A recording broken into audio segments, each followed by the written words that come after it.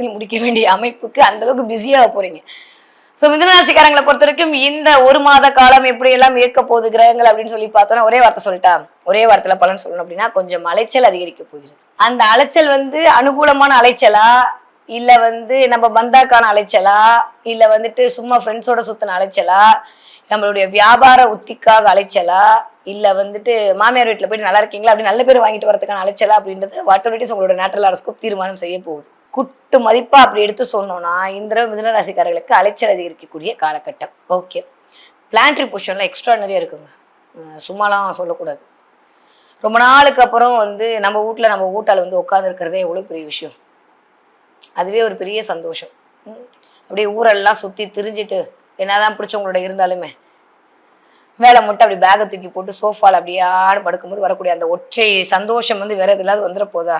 அது யாரும் கத்தாம டென்ஷன் ஆக்காம ஒரு 5 நிமிஷம் அமைதியா அப்படியே உட்காந்தா எவ்வளோ ரிலாக்ஸா இருக்குமோ அந்த அளவுக்கு மிஸ்டர் புதன் ரிலாக்ஸா இருக்க போறாரு முதல் 15 நாட்களுக்கு.